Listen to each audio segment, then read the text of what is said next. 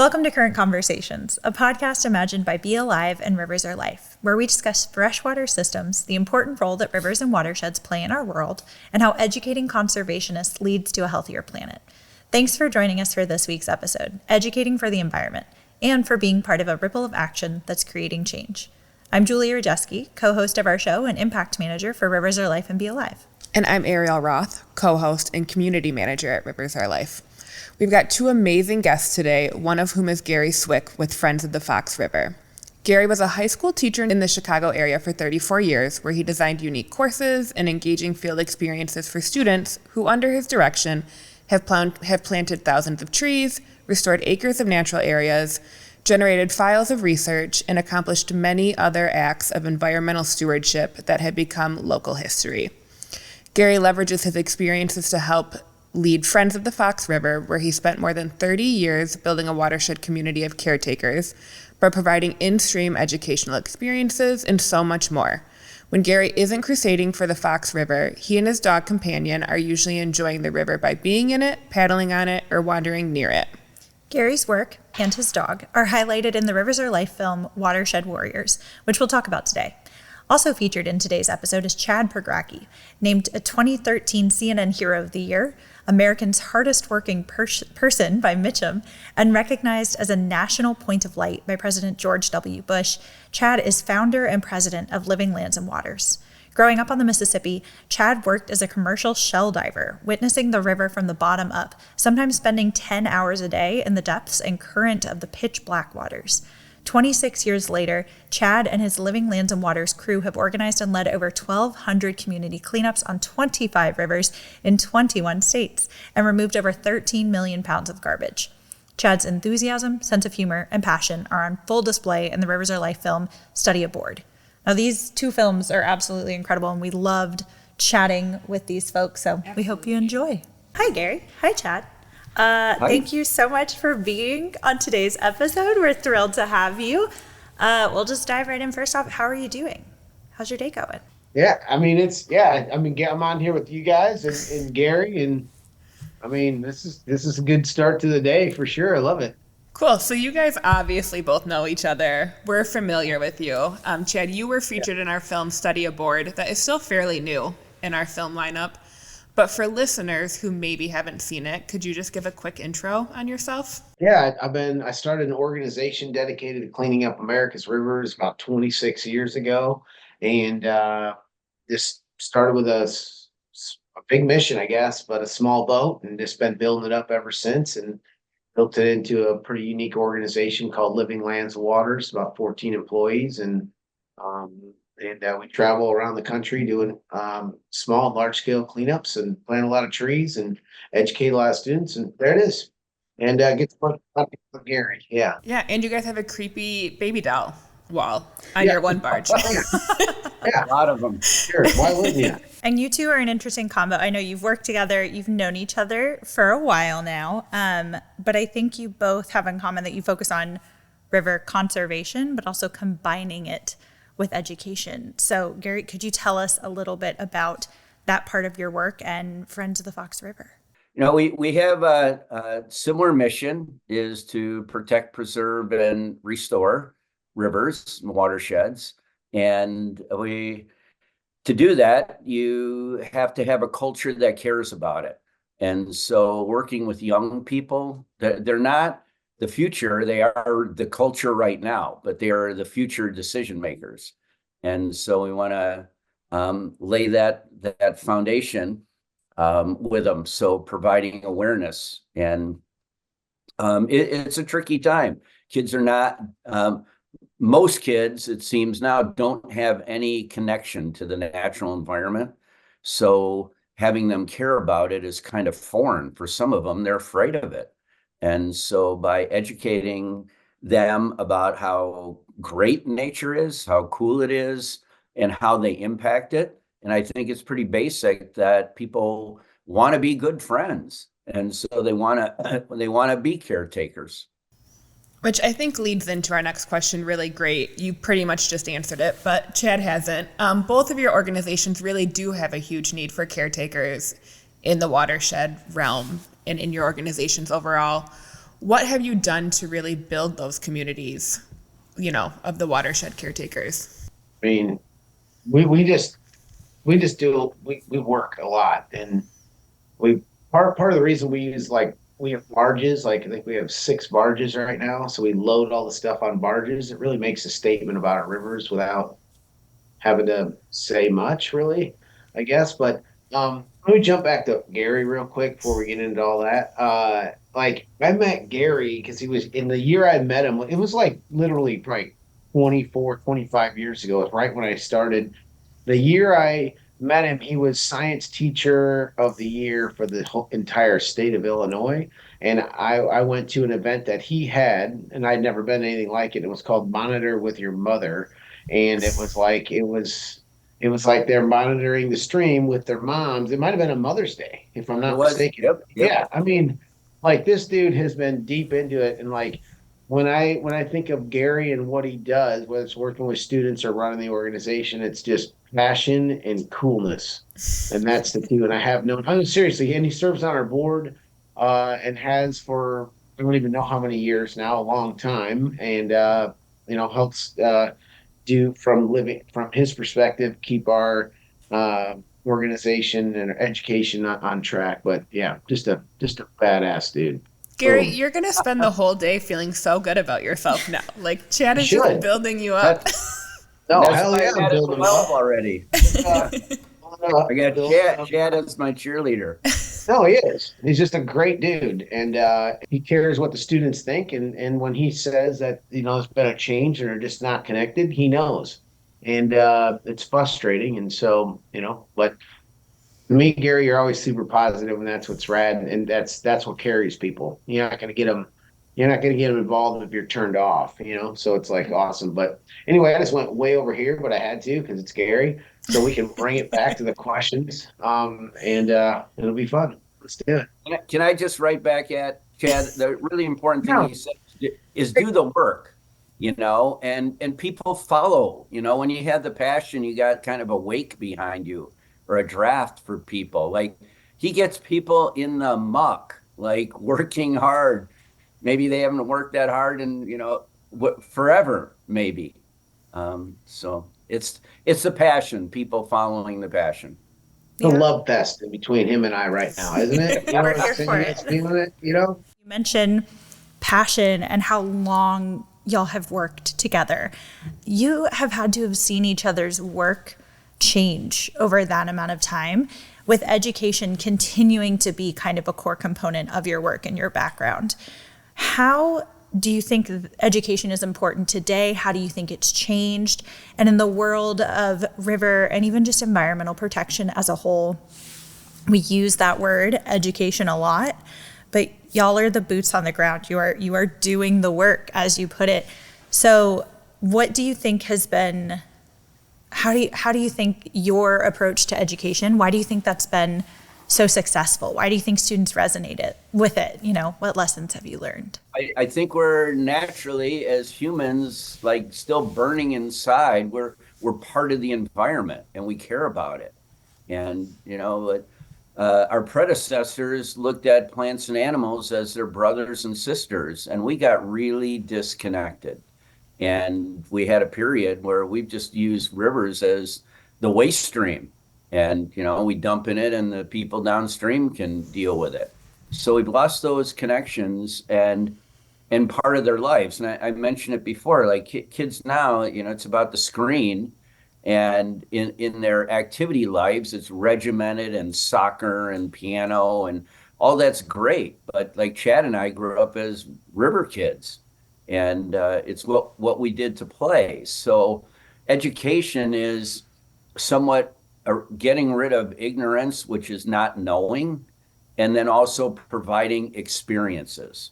And those experiences are life-changing. When a kid gets in a stream, and most of them have not been in a stream that we deal with now, and they see how alive it is, it's exciting. And when they make the connection that their lives impact those critters, it builds stewardship. And I think the same with cleanups.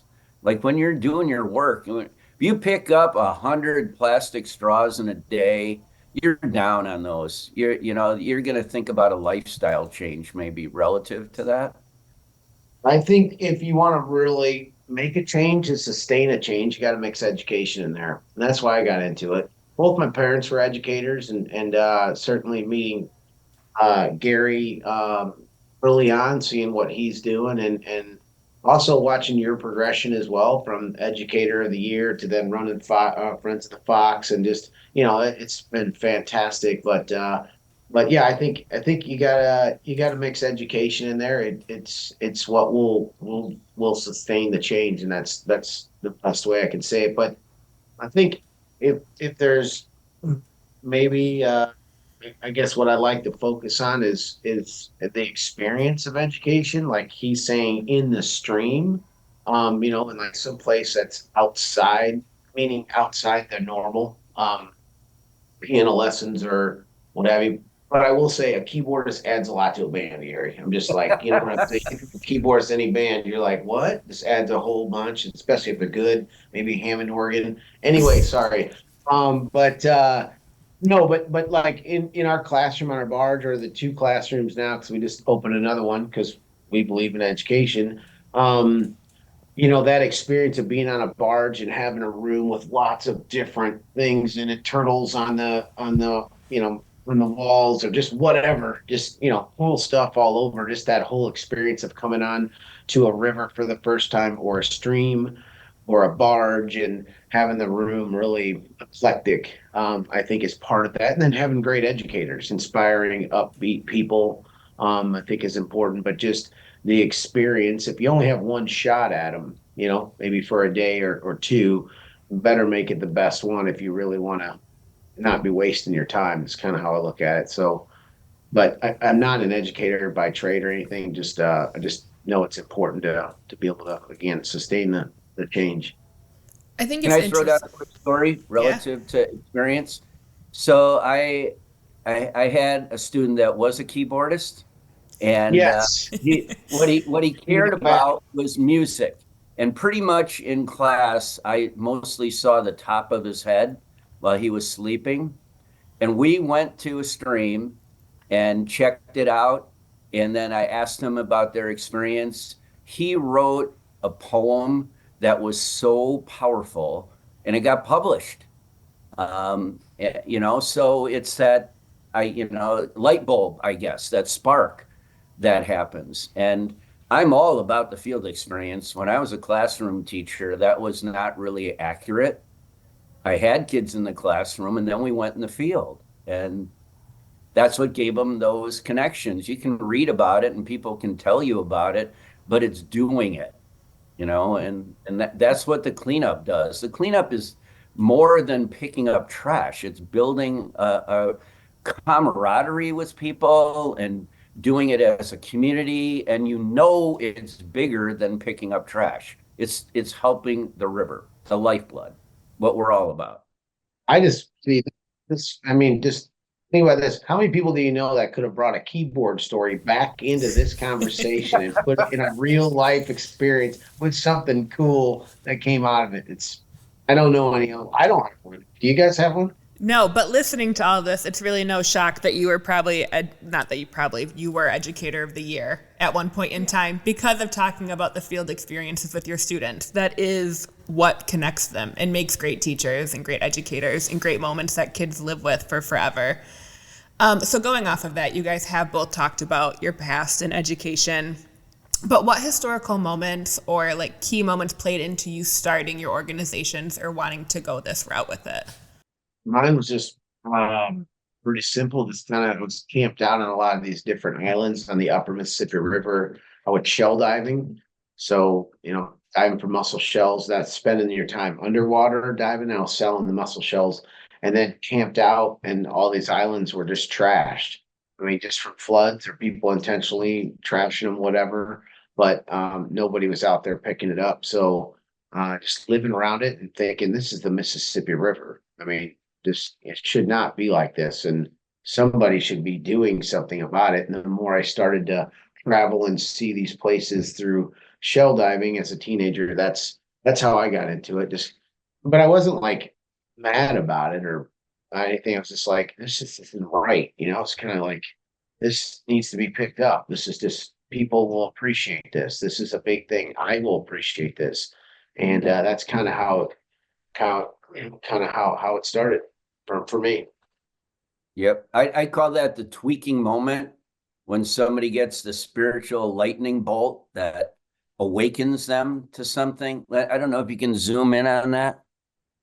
So that symbol is a symbol of a local legend we had in our watershed, named the Fox. And he had a tweaking moment seeing young ducklings dead in suds in the water. And he tracked it back to a soap company, and he plugged up their outfall pipes so their pollution going into the river got backed up. But he used the media as the message always. So he did these brave acts. He never was apprehended, and he's got dozens of them. But what he was about was empowering the public to care about their resource. And the reason I have it on my hat, it's also part of the logo for Friends of the Fox River. So we operate in his shadow. We have different techniques, but it's about, so I didn't get tweaked. It was the Fox. I just came in because I was an educator, and truck driver started Friends of the Fox River because he had a tweaking moment where he was bass fishing and didn't like the construction rubble, and he found out the river had no voice. So I just got kind of sucked into that. Yeah, running with it for sure. And I want to focus on that for a second. I mean, Garrett, your work covers so many different areas. Just chatting with you after Watershed Warriors released and about your work, from education, advocacy, protection, cleanups. There's so much, and you too. I want to talk about what are your goals moving forward. I know you've got a lot you're working on. Can both of you just provide a couple of things that you're hoping to accomplish over the next month, year, couple years? Well, we've been advocating for dam removal for 30 years, and we have some incredible momentum now. The dams were built for power. That's how the cultures developed on the river, and that was before electricity.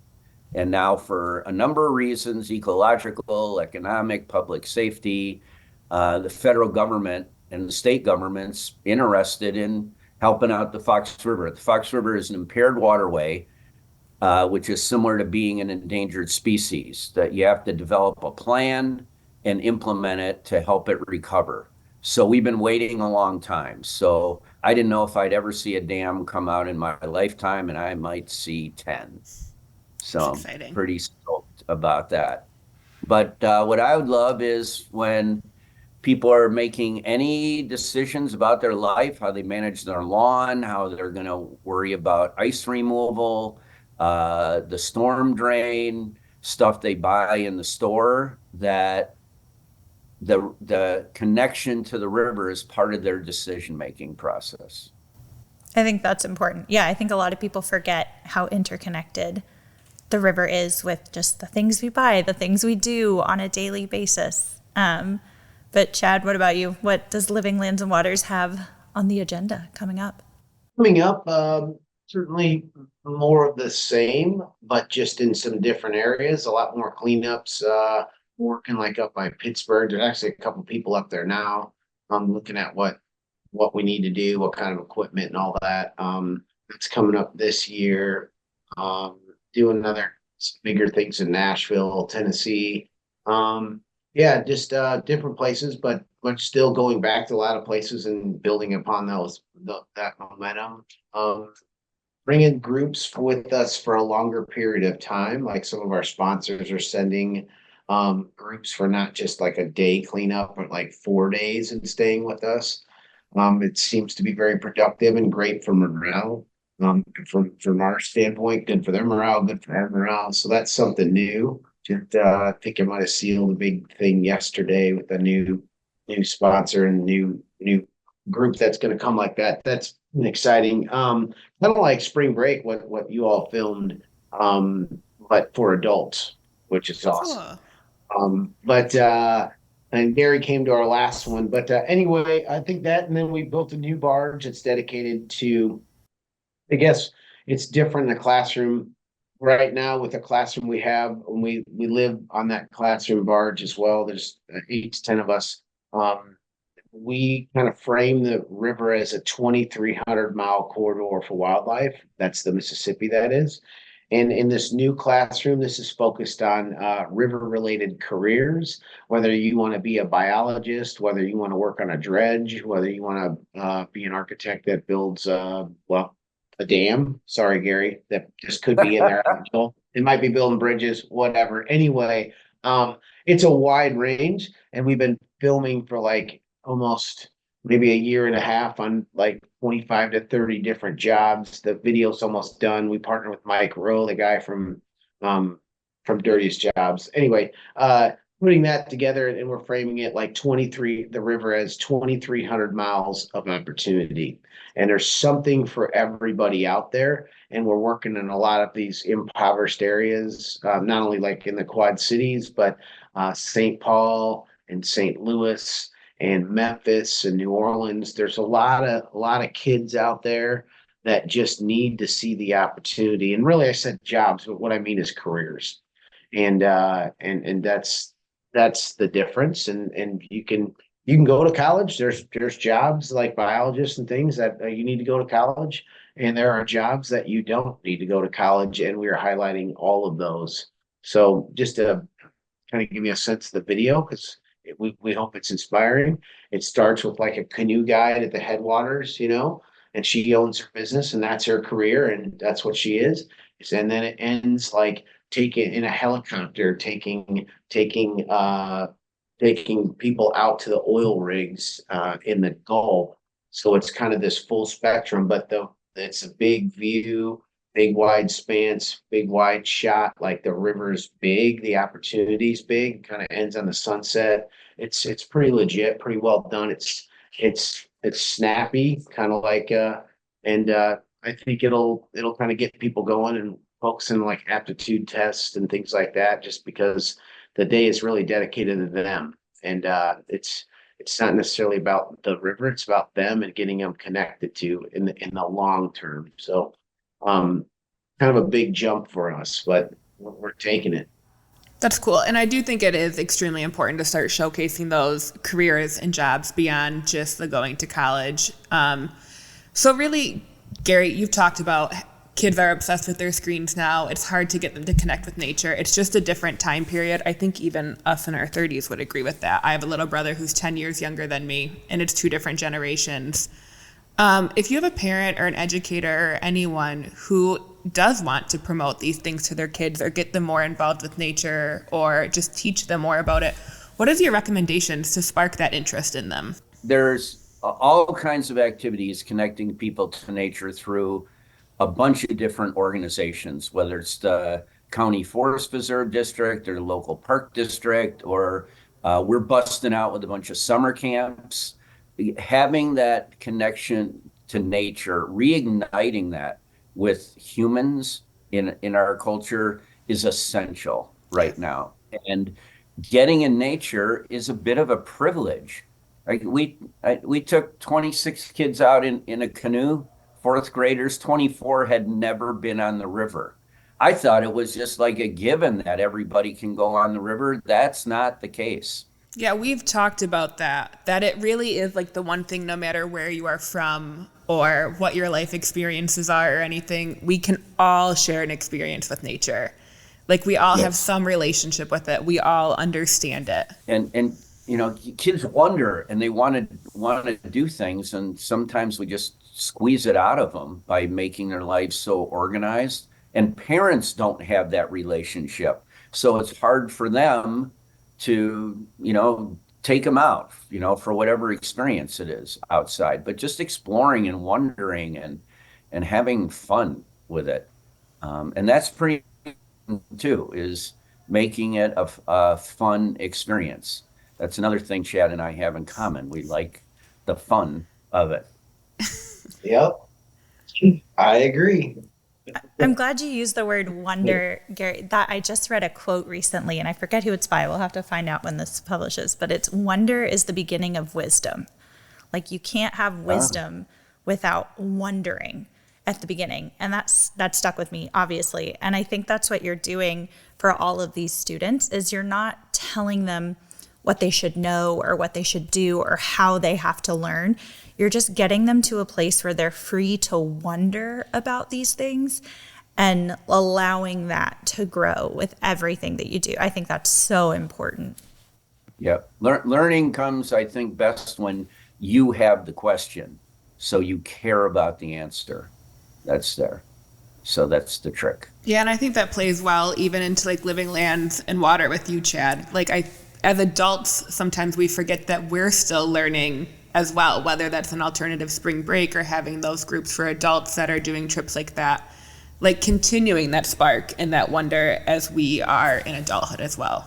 Yeah, that wonder quote that's really cool. I've just noticed from the different classes and things like it's always the students I think are going to go the farthest. I think, I don't know, but it seems like the ones that are willing to ask a question because they wonder how this works, or they wonder what that is, or those are the ones I feel like, they're trying to figure it out. They care. They're wondering about it. So that's a great quote. And I've always, thought the ones that ask questions are kind of the ones that maybe they're just taking the most out of the day or willing to do it or not scared or whatever. But wonder is a great thing. That's a great quote. Thanks for saying that. Cool. So if people wanted to continue to follow along with you guys, if they want to support your organizations in any way, follow those long-term goals you guys just talked about, where would they do that at? FOTFR.org, Friends of the Fox River. You got to put river on there. Otherwise, it goes to the other Fox River in Wisconsin. There's 2 Fox Rivers. So Friends of the Fox River.org, our website, tells the story. We have a weekly newsletter, which is intended to be educational and informative. And so that's, and we have our calendar on there. We stopped having members and now we have friends. So there's no annual membership that's required, no card that you get, because we want to meet people where you are. So not everybody can put the boots on and go to a cleanup, and not everybody can write a check for $250 to support what the organization does. So we welcome anybody in, and in this world of being able to connect outside your watershed electronically, we can have these kind of relationships with people, and they can contribute articles or just share the message. We care about our home river, but we care about all rivers as well. And so that goes, I guess that's the story. So look at what we do and figure out how to be a friend. Ours, you just go to livinglandsandwaters.org and check it out. If you like it, you can help out. Like as Gary said, there's different ways to help. Not everybody can write a check. Some people just give their time, and time is super valuable. Your expertise, obviously looking for somebody to do social media. That's the thing too, bigger than this organization or that organization. The bigger thing is just using your talents. And I've said it a million times, but it's like, if I speak in front of a group or an audience or something, it's just like, and I'm like, you just need to use your talents to make the world a better place. And the world, not as a whole, just your world. And, it's like, you don't have to overcomplicate it or be overwhelmed with it. Just like what's in your life and what don't you like and what can I do? How can I don't care if you're a carpenter or somebody's great at social media. There's something to do in pretty much every organization. And, I think that's the bigger thing that I think on that all the jazz. But yeah. I want to made me think of one more thing. So, we used to be fundraising all the time to run our operations, and you got to be diverse with that. And now we're more into friend raising. And what we've learned about people younger than I am in your generations or a couple of generations, they like to support people that are doing things that they think are good. And, we get that, dude, we love what you're doing. Here's $10 a month. And they know they're doing something through that. And that's different and that's changing. So Yeah. we appreciate that. On on that note too, I've been throwing a lot of keggers lately. Just get a keg of Budweiser, just get a lot of people around. It's like old school, everybody takes turn pumping the tapper and just it's really fun. Just that was a great plug for Budweiser, by the way. A huge sponsor, has been since the 90s. But anyway, throwing it in there. It's true. I like kegs I, and beer. I'll give thumbs up to the beer. We made some new relationships this year with local breweries. And we just got a check yesterday for $1,200. They created this beer, Acid Rainbow, and for every one they poured, they put aside $1 to go to watershed education. So those people Right. are doing their thing, but they're contributing, and that was like not really solicited. It was part of our Fox River Day, a way for a brewery to do something. So it's about, creativity, doing stuff different. And I mean, I love this conversation. Kegs, keyboards, and acid rainbows. Really? It's really cool. Yeah. I guess that's it. We can end on all that. No.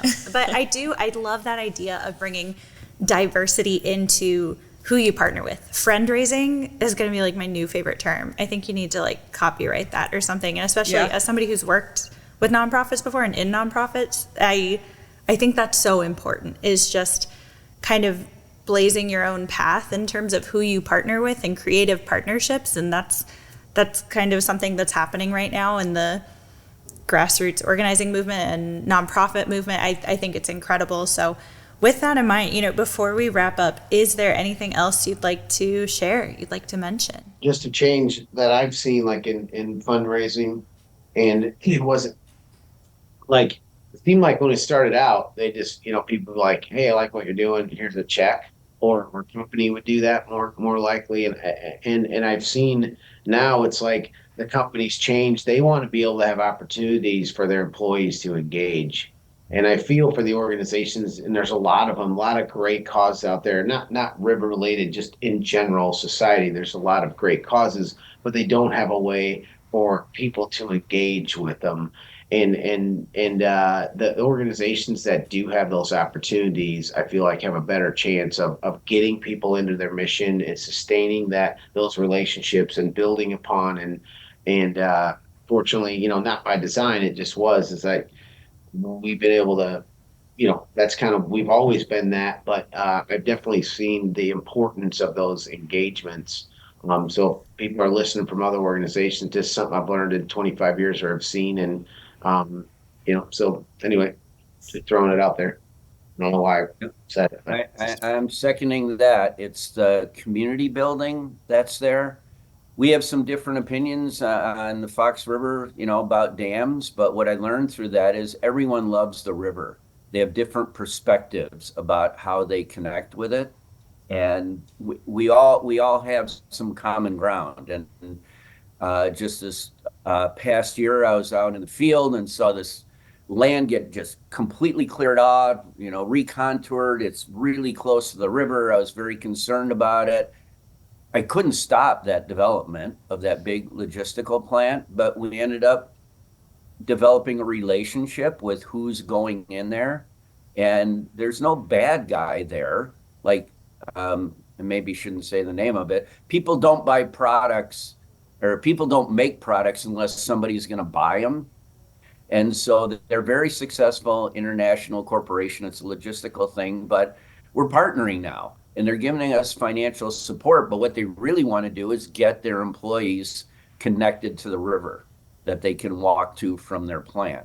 So it's finding that common ground. We don't always agree on everything. That's what democracy is supposed to be, is you mix it up, you talk about it, and you find common ground, and you try and do your good with that. So it's welcoming everybody in and helping them understand that they're connected. And I believe that people are generally good. And if they Yeah. love their river, they're going to take care of the river, and it's going to be the ripple effect out of that. Then they're going to care about other land preservation. They're going to care about the poison they're putting in their yard, et cetera. We can do this. We're counting on you people to make it happen. We're just, you know, it's going to happen. No, I have hope. I have great hope in the current young people and how they're going to manage the mess. I think that goes back to too, before we close this up, you had mentioned earlier that like our generation really does think based on our moral, like what we believe in, what we feel passionate about. We're more likely to donate to those types of organizations or get involved than generations prior to us were. And I fully agree with that. I talk about it in marketing all the time, even from a consumer basis. We do make purchases based on companies that are in line with our morals or what we believe in. And I wholeheartedly believe that our generations and ones below us will continue to get more involved and make that difference and that change with organizations like yours. Well, I just want to say thank you to both of you for being on this episode of Current Conversations. I would encourage listeners to go watch Study Aboard and Watershed Warriors if they haven't, to learn more about both of you and to check out your organizational websites and social. And just again, thank you for being here with us. Yeah, we're so grateful for you and your work and sharing that with us just through the films and this and everything. We really appreciate you.